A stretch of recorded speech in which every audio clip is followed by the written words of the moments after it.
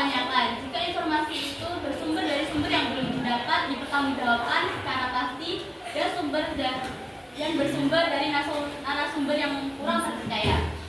Informasi dan berita juga berpengaruh terhadap dunia politik, bahwa sebagaimana berita atau informasi juga dapat mempengaruhi pikiran ataupun tingkah laku masyarakat terhadap perkembangan dunia politik. Kesimpulannya, dengan adanya media dalam demokrasi ini, kita perlu melakukan informasi-informasi dari oknum atau media sosial lainnya agar tidak terjadi miskom. Namun, belum banyak masyarakat yang belum bisa melakukan hal-hal tersebut, seperti langsung menyebarkan berita-berita tanpa mengulik lebih dalam lagi berita tersebut benar atau salah. Baik, itu sudah kami presentasikan dan kemudian saya akan membuka sesi tanya jawab. Dipersilakan bagi perwakilan kelompok satu. Satu kelompok satu pertanyaan. Ya. Bertanya nanti ini. Enggak nanti Kelompok dua tanya. Nanti ditampung kelompok dua bertanya apa? Elias, kelompok 6 mau bertanya? tidak. Ya, kelompok 6 silakan bertanya. Kelompok 6 ada yang bertanyakan. Bilang kelompok berapa? Bertanya?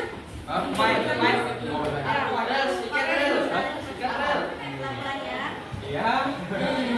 Ya, kalian bertanya. Yang dapat dilakukan dilakukan pemerintah untuk menghilangkan berita-berita hoax.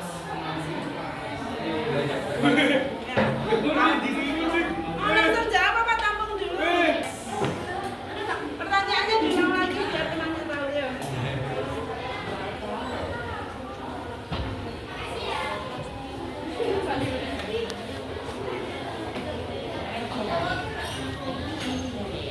Baik, untuk pertanyaan dari Farel dari kelompok 2 ya.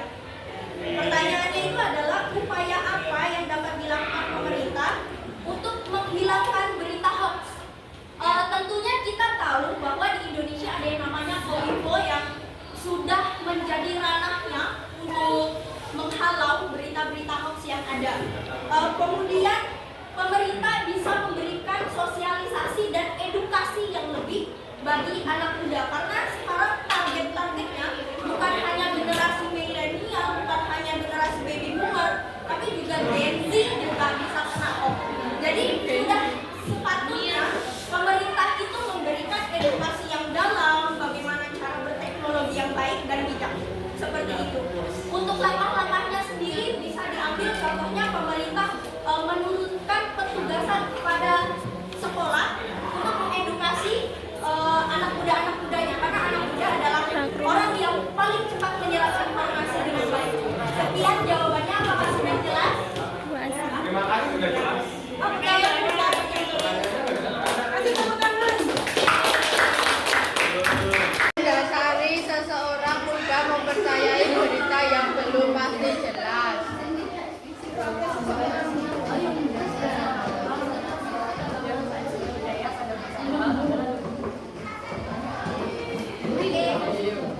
Hal yang mendasari seseorang mempercayai berita hoax yaitu lebih senang mendengar berita yang diberikan, merasa memiliki pandangan yang paling kuat,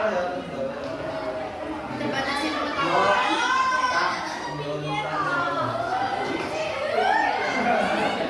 ada adalah hal-hal yang mendasari seseorang mudah mempercayai hoax. sudah jelas? Terima kasih. Silakan ditutup. Belum kelompok ini ada salah.